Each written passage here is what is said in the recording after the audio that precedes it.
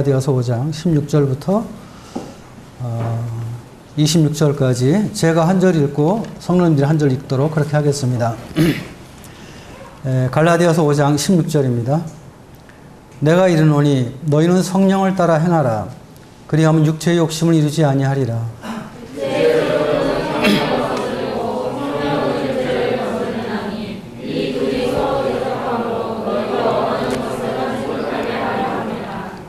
너희가 만일 성령의 인도하시는 바가 되면 율법 아래 있지 아니하리라.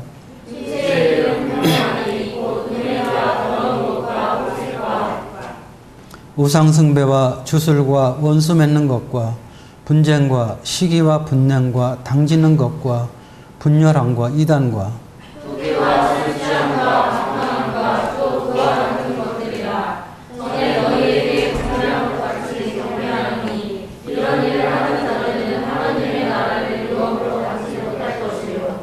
오직 성령의 열매는 사랑과 희락과 화평과 오래 참음과 자비와 양성과 충성과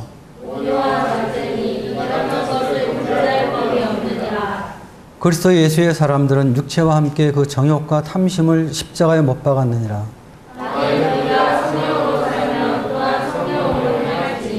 헛된 영광을 구하여 서로 노엽게 하거나 서로 투기하지 말지니라.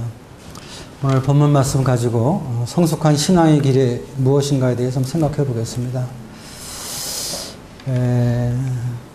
우리가 이제 아이를 낳게 되면은 아이들이 잘 성장하길 바라죠. 그렇죠? 시간이 지나면서 아이들이 성장하게 되고 또 몸만 성장하는 것이 아니라 또 내면의 생각이나 판단력이나 이런 모든 것들이 또 성숙하게 자라게 됩니다. 그래서 아이들이 잘 자라고 성숙해질 때 부모들은 마음에 기쁨이 있는 것이죠. 저도 이제 아이들은 다 키웠지만 손자들 가운데 은성이나 우리 은하가 좀 작아요. 그래서 조금 염려가 되죠. 보통 또래 아이보다 조금 작기 때문에 염려되는 마음이 있습니다. 하나님께서 우리에게 생명을 주시고 우리를 구원하셨는데 그럼 구원받고 나서 하나님께서 우리에게 생명을 주실 때 그걸로 끝나시겠어요? 그런 건 아니겠죠. 하나님도 우리가 정말 그리스도를 믿고 구원받게 되었을 때 우리의 믿음이 성장하고 또 우리의 내면이 성숙해지기를 하나님도 원하시는 것이죠. 그래서 우리가 이 성숙한 신앙을 추구하고 또 성숙한 신앙을 우리의 신앙생활 속에서 목표로 삼는 그러한 삶은 우리 모두에게 대단히 중요한 것이죠. 그래서 오늘 성숙한 신앙이 무엇인가, 성숙한 신앙의 길에 대해서 생각을 좀 해보겠습니다. 우리가 이 성숙하다, 성장하다, 그 믿음의 이 성장에 대해서 오해하는 부분이 있는데 어떤 것이 있냐면 첫 번째는 구원받은 지 오래된 사람은 성장한 사람이다, 혹은 성숙한 사람이다 이렇게 보는 그런 견해가 있습니다. 물론 우리가 성숙해지기 위해서는 시간이 필요한 건 사실이지만은 그러나 구원받은 지 오래됐다고 해서 다 성장하는 것은 아니죠. 또 다 성숙해지는 것은 결코 아닙니다. 어떤 사람은 구원받은 지 10년 넘고 15년도 오래됐음에도 불구하고 말하는 것이나 생각하는 것이 어린아이와 똑같은 이런 사람들도 있어요. 그 다음에 이제 성경을 많이 알면은 성숙한 신앙을 가졌다 이렇게 생각하는 경우도 있습니다. 물론 우리가 신앙의 성숙을 위해서 성경을 많이 하는 것은 필요합니다. 그러나 성경을 많이 안다고 해서 그것이 성숙하다 이렇게 말할 수는 없죠. 사실 주님이 이 땅에 오셨을 때 가장 믿음이 좋은 사람들이 이제 바리새파 사람들이었는데 이 사람은 성경을 참 많이 한 사람들이었습니다. 많이 알고 가르치는 사람들이었어요. 그런데 결국 이들이 예수님을 죽였거든요. 그들은 이 하나님의 말씀을 성경 이론적으로 지식적으로 많이 알았지만은 그러나 하나님의 말씀으로 그들의 삶 속에 순종하는 그런 경건한 삶은 그들 가운데 없었습니다. 그리고 그들이 알고 있는 지식이 교만해져서 오히려 다른 사람들을 판단하고 비판하는 그런 일에 힘썼죠. 또 세 번째 생각해 볼 수 있는 것은 이제 은사가 탁월해서 여기저기 막 이렇게 크게 불림받고 다니면은 신앙이 굉장히 성숙하다 이렇게 보는 견해가 있어요. 물론 우리의 신앙의 성숙과 성숙하기 위해서 우리가 은사를 잘 사용할 필요는 있습니다. 우리가 주님을 섬긴다는 것은 주님의 교회 안에서 내 은사가 무엇인가 하는 것을 정확히 알 필요가 있고, 그리고 은사에 따라서 주님을 섬김으로 다른 성도들에게 유익을 끼칠 때 우리가 주님을 섬기는 것이죠. 그래서 우리의 신앙의 성숙과 은사는 필요 없는 것은 아니지만, 그러나 은사가 탁월해서 크게 쓰임 받는다고 해서 그 사람이 꼭 성숙한 사람은 아니라는 것입니다. 왜냐하면 어떤 사람들은 은사는 탁월한데 여기 인격적인 면으로 문제가 있어가지고 은사로 세워놓은 것을 인격적인 문제를 다 무너뜨리는 그런 일들도 일어날 수가 있기 때문입니다. 그래서 이 성숙한 믿음의 생활이라는 것은 어떤 머릿속에 쌓이는 지식 혹은 교회적으로 큰 활동을 하는 그런 것들이라기보다 매일매일 삶 속에서 경건한 삶을 사는, 바꿔 얘기해서 우리의 삶 속에서 그리스도가 나의 삶 속에서 나타나는 그런 삶을 살게 될 때 우리는 보다 더 성숙한 삶을 사는 사람이다, 이렇게 생각을 해볼 수가 있습니다. 주님께서 열매를 보고 나무를 안다고 그랬거든요. 이 나무가 좋은 나무인지 나쁜 나무인지 열매를 보고 안다고 말씀하고 있는데, 여기 본문 말씀에도 지금 육신의 열매와 성령의 열매를 지금 말씀하고 있습니다.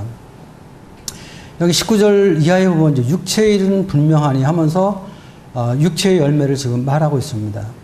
음행과 더러운 것과 호색과 다 이거 성적인 부도덕에 관계되는 이런 것들이죠. 여기 나와 있는 것들은. 오늘날 세상이 타락하다 보니까 이러한 것들로 인해서 세상이 많이 악해지고 더러워지고 있고, 또 이런 것들 때문에 그리스도인들도 영향을 받는 이런 시대 가운데 우리가 지금 살고 있습니다. 또 우상숭배와 주술과 원수 맺는 것과 분쟁과 시기, 분냄, 당짓는 것, 분열하는 것, 이단, 투기, 술취함, 방탕함, 이런 것들이 이제 육체의 열매인 것을 성경은 말하고 있는데, 이 육체의 열매가 맺힐 수밖에 없는 것은 사실은 인간의 이기심 때문에 그렇습니다. 이기적인 마음, 나를 위해서 살아가는 자아중심적인 이런 삶을 사는 사람들이 주로 이러한 열매를 맺게 되는 것이죠. 그 다음에 또 성령의 열매가 있습니다. 22절 보면은 오직 성령의 열매는 사랑과 희락과 화평과 오래 참음과 자비와 양성과 충성과 온유와 절제니 이 같은 것을 금지할 법이 없느니라. 그래서 육체의 열매와 성령의 열매가 이렇게 구분되어 있는 것을 보게 되는데, 육체의 열매를 생각하면 참 우리 마음에 어렵죠. 그렇죠? 이런 것들은 진짜 우리가 입으로 말하기도 싫죠. 그런데 이 성령의 열매는요, 우리 마음 가운데 기쁨이 있고 평안이 있는 그런 열매들이죠. 이것을 우리가 주님의 말씀 가운데 순복하면서 성령 안에 살아갈 때 나타나는 그런 열매입니다. 그래서 우리가 이 성숙하다는 것은 이러한 성령의 열매가 우리의 삶 속에, 우리의 인격 속에 풍성하게 열리게 될 때, 그래서 성령의 인도와 도우심 속에 우리가 살아가게 될 때, 어떤 성령께서 나를 지배하는 이런 삶 속에 살아가게 될 때 우리는 성숙한 신앙생활이다, 이렇게 이야기할 수 있다고 그렇게 생각이 듭니다. 그럼 성숙한 신앙인들은 어떤 특징이 있는가? 제가 한번 세 가지를 한번 생각해 봤는데요. 첫 번째는 성숙한 신앙인들은 자기를 높이지 않고 주님을 높인다는 것입니다. 주님을 높이는 것. 참 우리가 주님을 섬기면서 항상 우리의 그 모든 삶의 목표가 이 주님을 높이는 일에 우리가 힘쓰고 있죠. 그것이 우리의 목표입니다. 과거에 제가 복음 전할 때 보면은 율법 아래에 있는 분들 보면은 어떤 얘기를 많이 하면은 구원 받았냐고 그렇게 물어보면 자기가 행한 행위를 많이 얘기해요. 내가 무엇을 했다 이런 소리를 많이 합니다.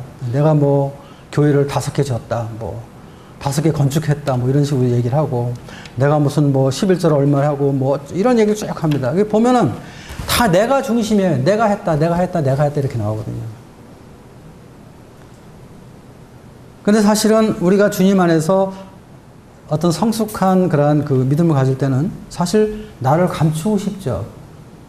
내가 나타나는 것이 부담스럽죠.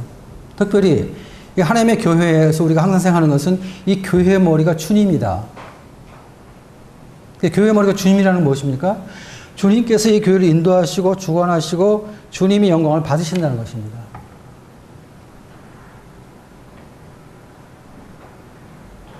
그러니까 사람이 나타나면 부담스럽죠. 내가 뭐 했다 이렇게 얘기를 하면. 강대상에서 제가 무슨 간증을 하면서 제가 뭐 했다고 자꾸 얘기를 하면 여러분들 마음 평안하시겠습니까? 부담스럽죠. 누가복음 18장에 보게 되면은 그 바리새인과 세리가 나오는데, 바리새인이 그런 얘기를 하죠.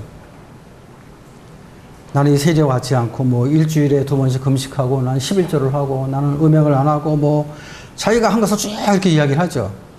근데 이제 세리는 얼굴을 들지 못하고 자기 가슴을 치면서 나는 죄인으로서이다 이렇게 고백하는 모습이 나오는데, 바리새인과 세리의 모습을 보면 아주 다르죠.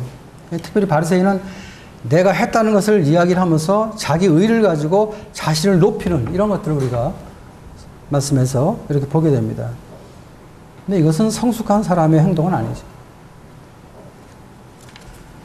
누가복음 15장에서도 우리가 탕자 이야기를 하는데 그 큰아들 나오잖아요.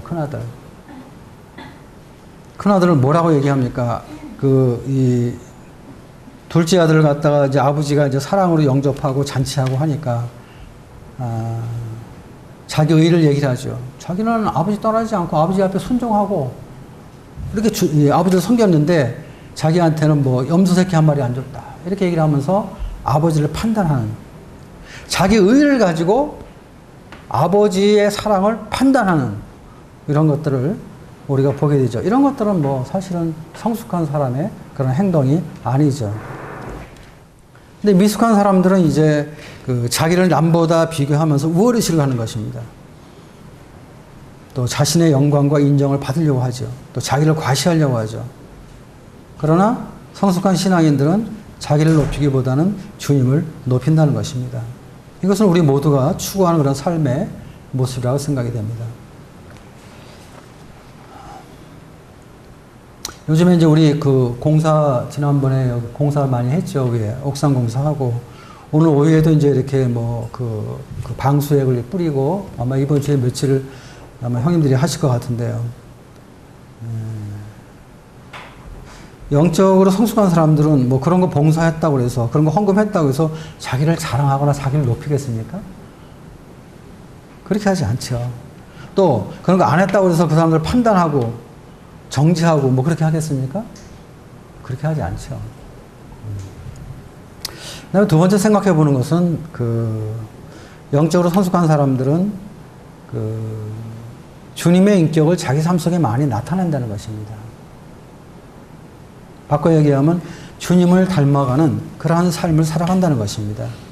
주님을 경외하면서 배운 말씀을 자기 삶 속에 순종해 나갈 때 나타나는 삶의 열매가 주님의 형상이라는 것이죠. 주님을 점점 많이 닮아간다는 것이죠. 그래서 우리가 이렇게 성경 말씀 이런 걸 많이 배우는데, 사실 말씀을 많이 배우는 이유 중에 하나는 무엇입니까? 말씀을 통해서 우리 주님이 어떠한 분인가 하는 것을 깨닫고, 그리고 그분을 닮아가기 위해서 배우는 것입니다. 우리가 알고 있는 말씀이 우리 삶을 변화시키지 않는다면 사실 그 말씀이 큰 의미가 없는 거예요. 근데 우리가 말씀을 알고 말씀 속에 주님의 모습을 뵙고 그렇게 될 때 주님을 배우고 싶고 닮아가고 싶고 그런 소원이 생기거든요. 성령께서 우리 가운데 이제 역사해 주시면은 그런 열매들을 맺힐 수가 있게 되는 것이죠. 그래서 가능한 한 주님의 마음을 가지려고 애를 쓰는 것이고요. 또 주님이라면 어떻게 하실 것인가 뭐 이런 생각도 해보면서 우리가 생각도 하고 행동도 하죠. 어쨌든 주님 앞에서 생각하고 주님 앞에서 결정하는 것입니다.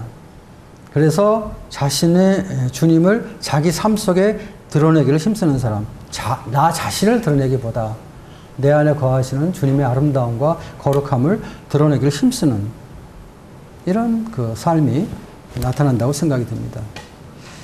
그 다음에 세 번째 생각해 보는 것은 성숙한 사람들은 섬김을 받기보다 섬기기를 힘쓴다는 것입니다. 사실 모든 사람들이 섬김을 받길 원하죠. 저부터도 저를 섬겨주면 참 좋아요. 뭐 섬겨주는데 싫어하는 사람이 어디 있겠습니까? 근데 그 섬김을 받는 사람이 있고 또 섬기는 사람이 있다는 것입니다. 그러니까 교회 안에 두 종류의 성도가 있는 거예요. 섬김을 받는 사람이 있고 또 섬기는 사람이 있는 거예요. 섬김을 받는 사람은 주로 관심이 자기 자신에게 관심을 갖죠. 나를 어떻게 사랑해 주나? 나를 좀 인정해 주나? 나를 좀 알아주나? 뭐 이런 것들을 많이 의식하는 거예요. 그렇게 안 하면 이제 어려워지는 거죠. 그렇게 안 하면. 그렇게 안 해주면 어려워지는 것입니다. 그러니까 이제 어린아이들이 그렇잖아요. 어린아이들 우리가 이렇게 아이들을 기르면은 아이들은 사랑해주고 관심 있게 돌봐주고 섬겨주면 좋아하잖아요. 근데 안 해주면 어려워하죠. 또 아이들은 뭐 요구하는 게 많죠. 뭐 해달라고 막 그러죠. 해달라고. 안 해주면은 막 떼쓰고 막 울고 막 그냥 뭐라 그래요. 땡깡을 부린다 그러나. 이제 어린 사람의 그런 특징이잖아요. 근데 그 섬기는 자는 그런 걸 받아줘야 되는 거잖아요. 받아주잖아요. 그것을. 받아주고, 섬겨주고, 용납해주고, 쉽게 비난하거나 판단하지 않고, 감싸주는. 이것이 이제 영적으로 성숙한 사람들이 주로 그런 일을 하거든요. 보면은.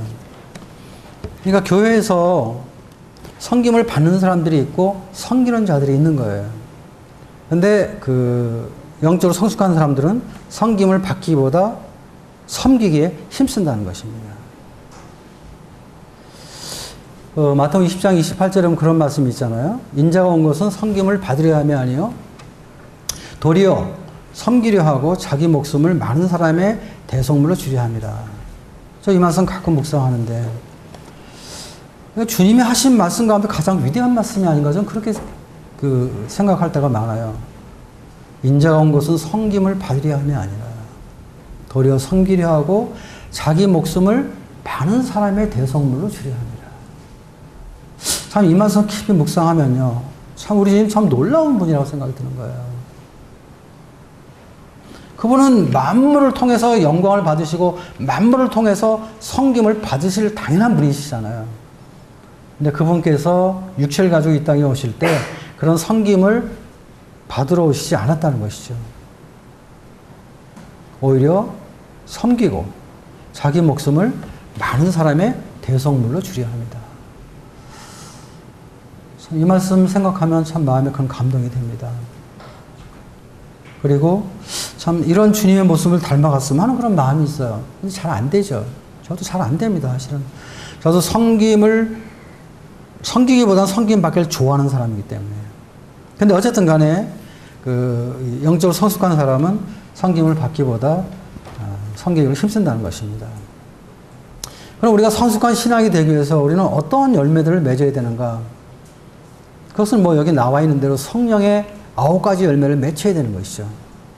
성숙한 신앙의 모습은 바로 이 성령의 9가지 열매가 우리 삶 속에 나타날 때 많이 나타날수록 그 사람은 성숙한 사람이다 이렇게 말할 수가 있습니다. 사실 여기 나와 있는 그 성령의 열매를 보면요. 우리 예수님의 인격의 요소라고 생각이 들어요. 주님이 다 갖추고 있던 것이거든요. 근데 성령을 통해서 주님이 우리에게 이러한 열매를 허락하시는 거란 말이에요.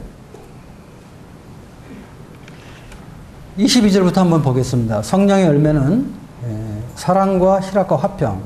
제일 먼저 사랑입니다. 사랑.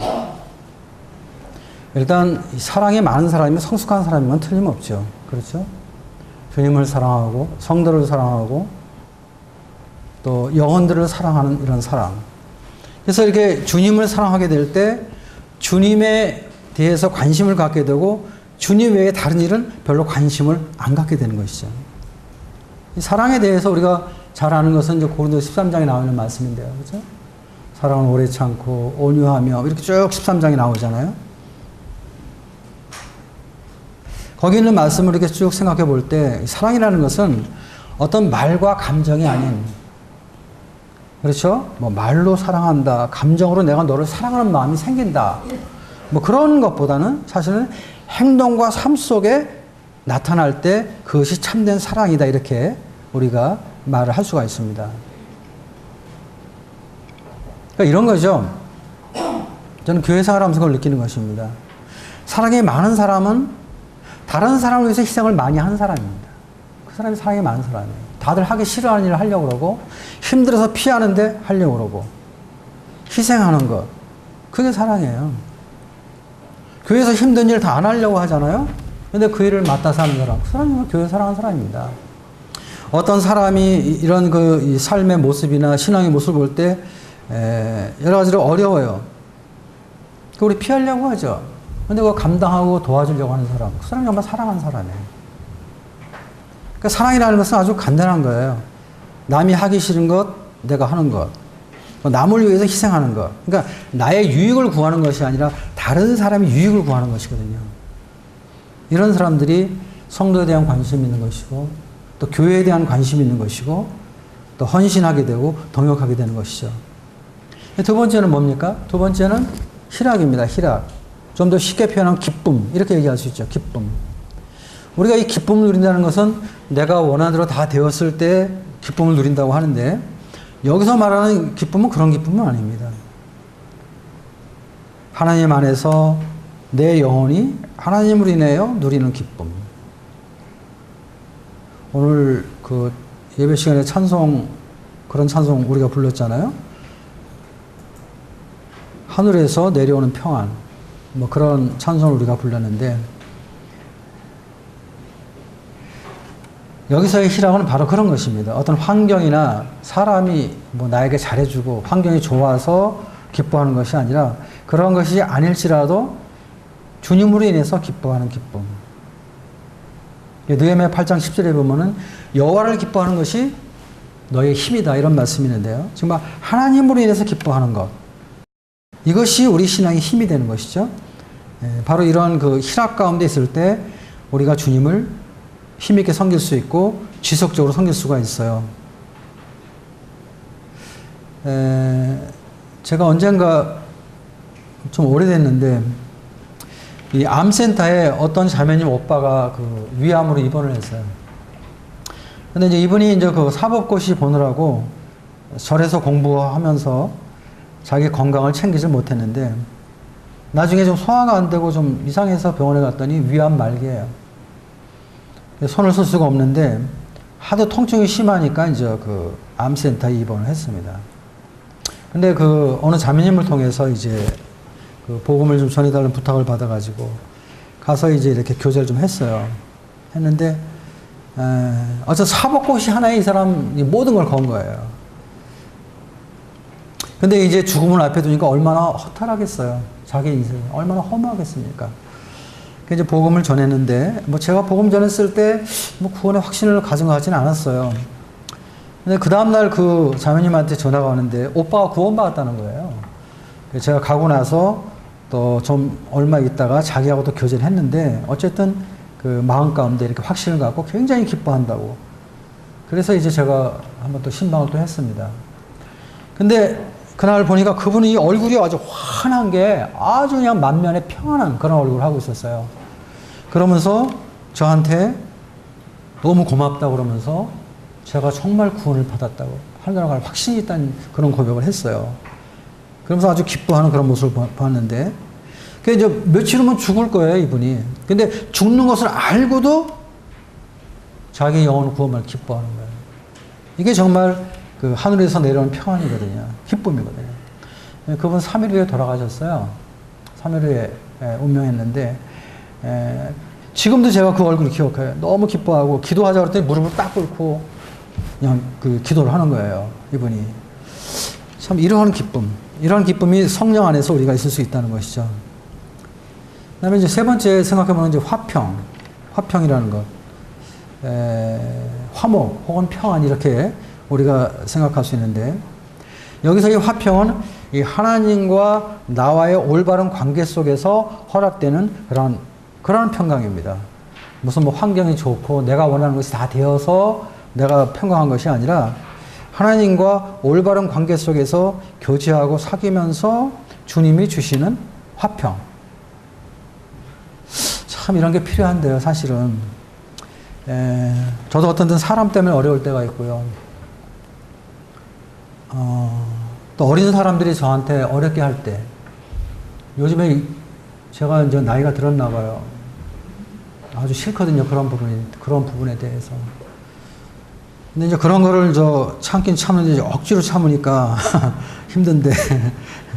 근데 사실은 우리 주님의 생애를 보게 될 때,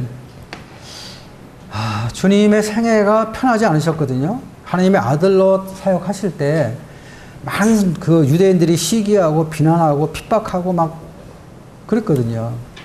근데 주님은 이 아버지 하나님의 영광, 아버지 하나님과의 깊은 교제 가운데서 항상 주님은 평강을 가지셨어요. 고난 가운데 계셨지만 주님은 언제나 평강을 유지했거든요. 항상 주님은 아버지만 생각했어요, 아버지.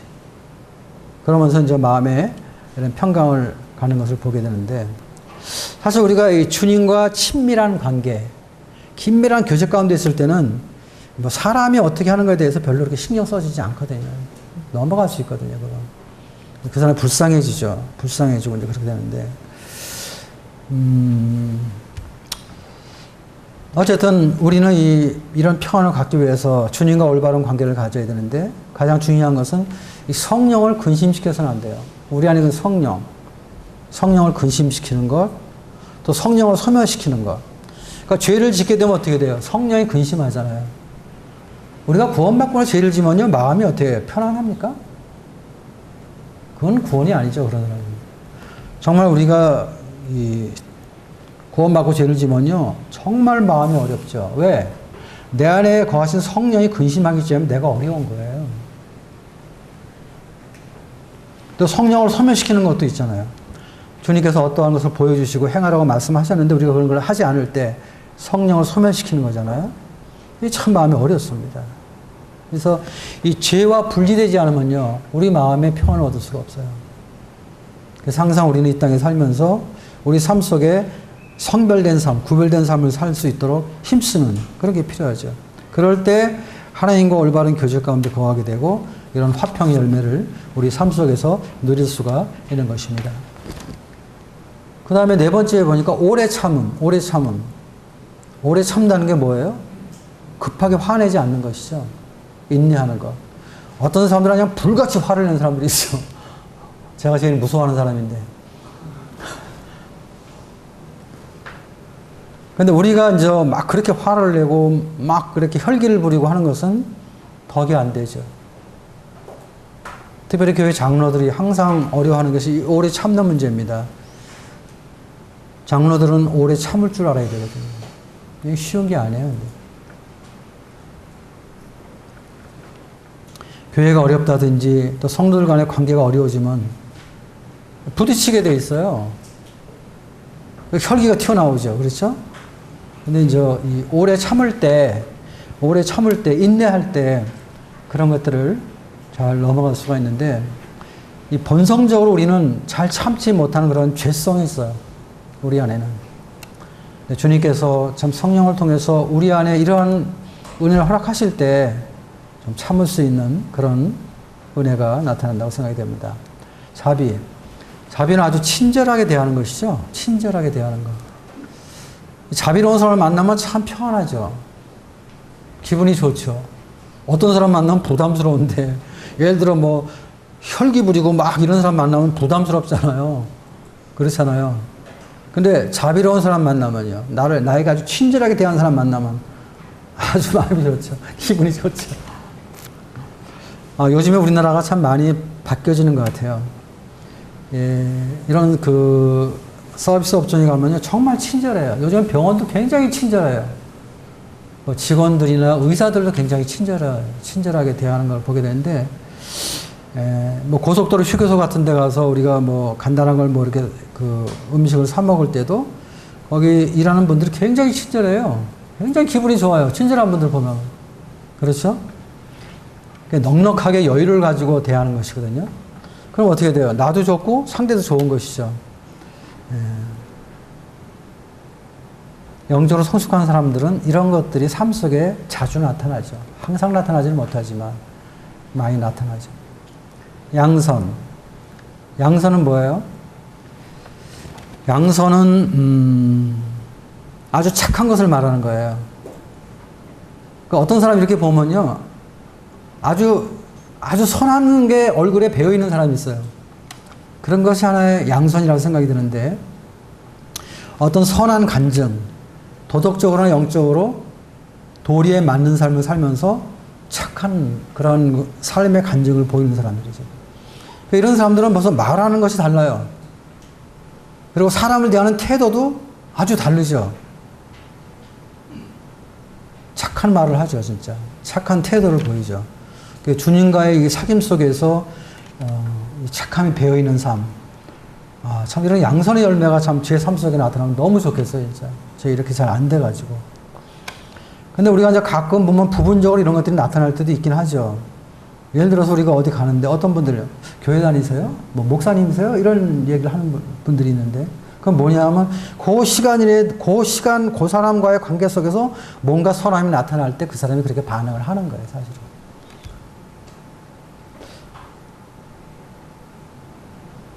이 착함이 배어있는 삶.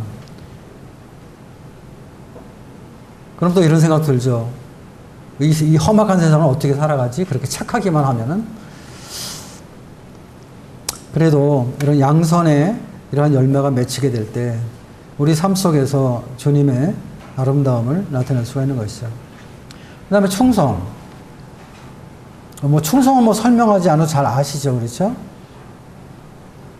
우리가 주님을 섬기면서 이 충성스러운 마음이 참 필요하죠.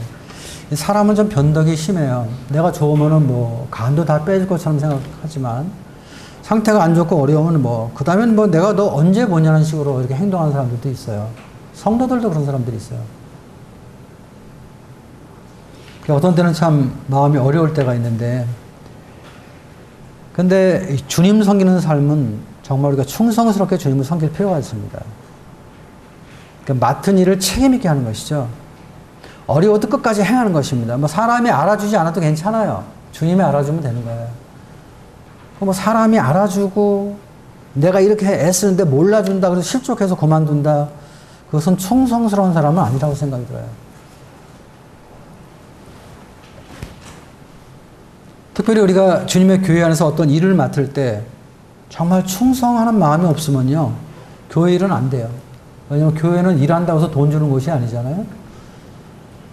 직장에는 열심히 가서 일하면 돈 주잖아요. 그러니까 열심히 한단 말이에요. 내가 하고 싶지 않아도 한단 말이에요. 근데 교회는 돈 주는 것이 아니잖아요. 그러니까 우리가 자원해서 스스로 주님을 섬기는 것입니다. 근데 이 충성하는 마음이 없으면요,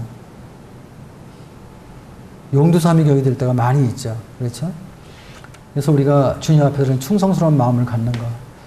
사도행전 20장에 보면 사도 바울은 이런 말을 했어요. 내가 이 복음을 전하는 데 있어서 내 생명을 좀 더 귀한 것으로 여기지 않는다. 참 그 말씀 놀라운데요. 복음 전한다고 해서 사도 바울이 돈 버는 일입니까? 그런데 자기 생명을 조금 더 귀한 것으로 여기지 않는다. 그런 고백하는 걸 보게 될 때 바울이 얼마나 충성스러운 분인가 하는 것을 말씀 가운데서 우리가 깨닫게 됩니다. 그 다음에 뭐죠? 온유. 23절 보니까 온유. 온유한 마음. 유순한 마음이죠. 주로 이제 어머니 같은 마음. 어머니를 얘기할 때 우리가 온유하다는 말을 많이 하죠. 그래서 이 온유한 사람들은 아주 부드러워요. 이렇게 모난 것이 별로 없어요. 모난 것이 별로 없고, 부드럽죠. 그래서 이런 분들은 복음을 전할 때도 구주자들에게 편안하게 복음을 전할 수가 있습니다. 또 성도들 간에 어떤 일을 동역할 때도 항상 그 온유한 태도로 하니까 마음이 편하죠. 특별히 이 온유라는 말을 내가 생각하면 늘 기억나는 사람이 이제 모세예요, 모세. 우리가 성경에 보게 되면 하나님께서 모세를 칭찬하셨죠. 모세처럼 온유한 자가 세상에 없다. 이렇게 주님께서 말씀하셨습니다. 정말 모세는 그 200만 이상이 되는 그 많은 사람들을 광야에서 인도하면서 40년 동안 사역을 했는데, 그 200만의 사람들이 우리가 출애굽기를 쭉 보게 되면 얼마나 많이 불평하고 원망하고 비판합니까? 조금 어렵기만 하면 그냥 하나님 원망하고 모세 원망하고 주님 일꾼 원망하고 뭐 이제 그렇게 되잖아요. 그런데 모세는 항상 싸우지 않아요. 그들과 대적하지 않아요. 그냥 주님 앞에 엎드리고 기도하는 이런 모습을 보고 있는데 쉽지 않은 것이죠. 그 다음에 9번째 뭡니까? 절제. 절제라는 것은 이제 나 자신을 갖다가 통제할 수 있는 그런 덕인데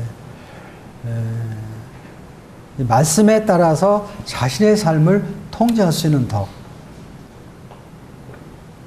어떤 정욕이라든지 어떤 욕심, 혈기, 뭐 내가 하고 싶은 것에 대한 어떤 유혹, 뭐 이런 것들이 올 때 이제 말씀으로 이제 나 자신을 쳐서 복종시키는. 그러니까 덕이 되지 않으면 삼가하는. 이게 이제 절제 열매가 있을 때 우리가 이제 이런 생활을 살 수가 있죠. 이런 분들은 자기 관리에 철저한 분들이에요. 자기 관리에. 사도 바울이 그런 말씀을 하죠. 고린도서 9장에 보게 되면은 내가 내 몸을 쳐서 복종시킨다고 했어요. 내가 내 몸을 쳐서 복종한다. 왜? 내가 남에게 전파된 후에 도리어 버림이 될까 두려워함이로다. 그 일꾼들은 항상 이런 그 절제력이 있는 것이죠, 마음에. 그래서 모든 걸 삼가하고 조심해야 되는. 여기 이제 9가지 열매가 나와 있는데 이 9가지 열매는 우리 주님의 인격의 9가지 요소라고 이렇게 생각이 들어요. 근데 주님께서 성령을 통해서 우리 인격 속에 이런 9가지 열매를 주신다는 것이죠.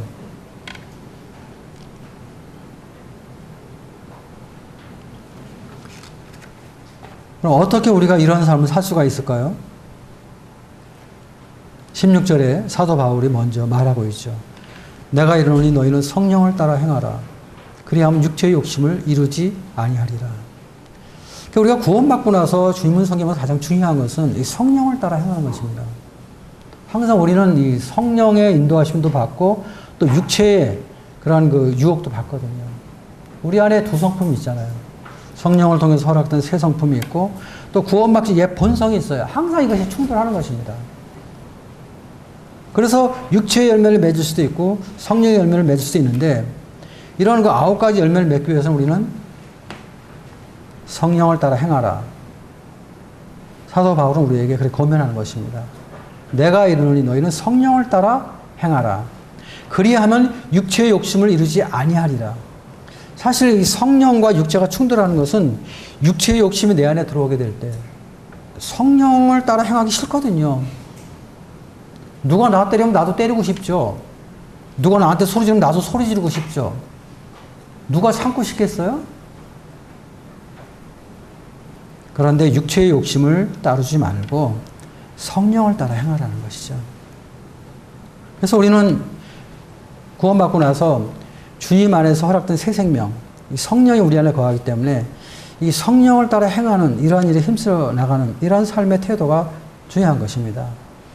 이 성령과 육체의 열매는 딱 알거든요, 우리가. 벌써 여기 육체의 열매와 여기 성령의 열매를 보세요. 이건 뭐 딱 벌써 구분되잖아요. 근데 우리가 성령을 따라 행하지 않을 때 육체의 욕심을 따를 수밖에 없고 그럴 때는 우리 가운데 이런 육체의 일들이 얼마든지 일어날 수 있다는 것입니다. 그래서 사도 바울은 성령을 따라 행할 것을 우리에게 권면하고 있는 것입니다. 또 25절 보겠습니다. 만일 우리가 성령으로 살면 또한 성령으로 행할지니 헛된 영광을 위하여 서로 노엽게 하거나 서로 투기하지 말지니라. 성령으로 살면 성령으로 행할 수 있다. 이 얘기는 무슨 얘기냐면 우리가 구원받았을 때 성령께서 우리 심령 가운데 인침을 받았기 때문에 그 성령에 따라 살아가게 될 때 이런 열매들을 맺을 수 있다는 것입니다. 그래서 헛된 영광이나 노엽게 하는 것이나 투기하는 이런 일을 하지 말라는 것이죠. 그리고 24절 말씀 보면 그리스도 예수의 사람들은 육체와 함께 그 정욕과 탐심을 십자가에 못 박았느니라.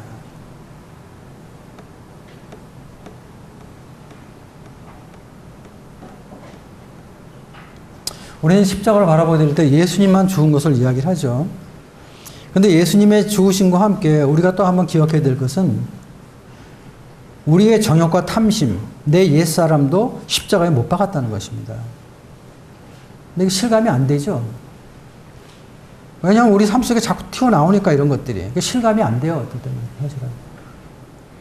근데 성경은 분명히 우리에게 말하고 있습니다. 그래서 예수의 사람들은 육체와 함께 그 정욕과 탐심을 십자가에 못 박았느니라. 죽었다는 얘기입니다. 죽었다는 건 뭐예요? 뭐 소멸돼서 없다 그런 얘기가 아니라 우리와는 관계없는 사실은 우리와는 구별된 분리된 그런 것이라는 거예요. 그러니까 우리가 주님 앞에서 십자가에 못 박은 것을 정확히 믿음으로 인식하고 살아갈 때 내 옛사람의 옛 성품은 사실은 지금 새 생명에서 나오는 관계가 없다는 것입니다. 분리되어 있기 때문에.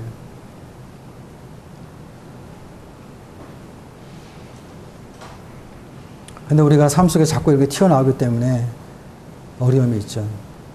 어쨌든 간에 이런 것들은 하루아침에 우리가 뭐 이루어지는 것은 아니죠.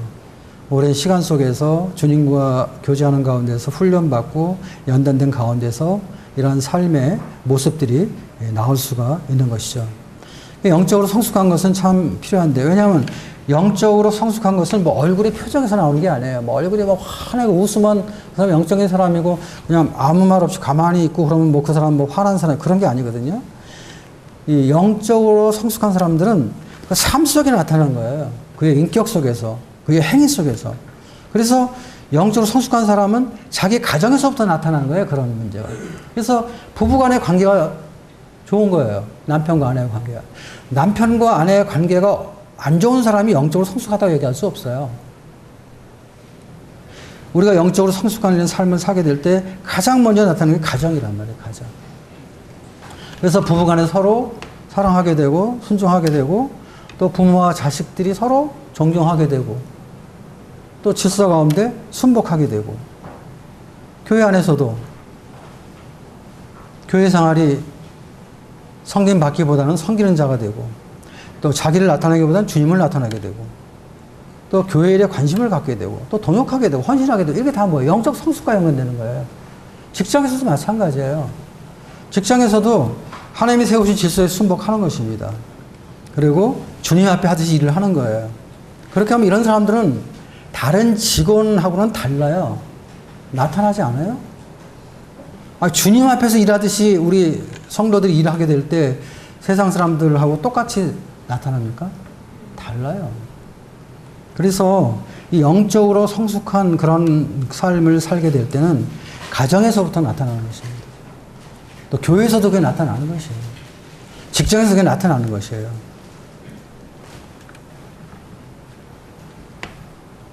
그래서 우리가 주님 앞에서 이 영적인 성숙을 위해서 또 신앙의 성장을 위해서 힘쓰는 필요하고 그것은 어떻게 되냐면 성령을 따라 행해야 된다. 성령을 따라 행해야 된다.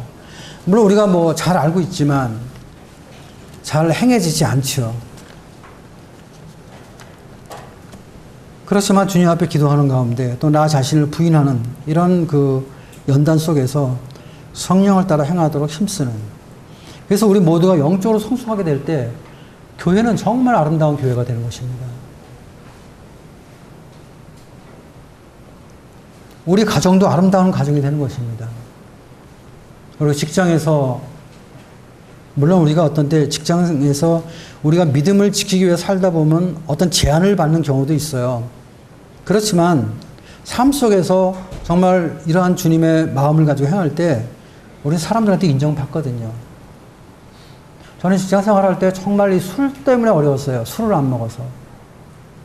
그래서 이런 것은 내가 주님 앞에서 제한받을 수밖에 없는 거예요. 내가 어떻게 그들의 비율을 맞추기 위해서 내가 같이 먹어줄 수는 없는 거니까. 그러나 제가 삶 속에서 주어진 제 일에 충성하고 열심히 행할 때 그 사람들이 거기에 대해서 뭐라고 할 수가 없는 거예요. 자기보다 잘하니까. 또 눈속임으로 하지 않으니까. 그래서 우리가 주님 안에서 영적으로 성숙하게 힘쓰는, 그리고 우리가 언제까지 섬김을 받는 사람이 되겠어요? 섬기는 사람이 되어야죠. 섬기는 사람이 되어야죠. 그래서 우리 원당교회 모든 성도님들이 영적으로 이 성숙한 이러한 일에 힘쓰고 성령을 따라 행함으로 인해서 이 원당교회가 판단받지 않는 교회가 되길 원합니다. 교회를 판단하는 아주 무서운 일인데 사람을 판단할 수 있어요. 근데 교회를 판단해서는 안 돼요. 과거에 교회를 판단했던 분들 계셨는데 뭐 이렇게 좋은 간증이 나타나지 않았어요. 어쨌든 우리가 성령 안에서 주님을 섬기면서 성령을 따라 행함으로 인해서 주님의 아름다움과 거룩함이 드러나고 그럼으로 인해서 주님의 영광을 받는 그런 교회가 되기를 바랍니다. 감사합니다.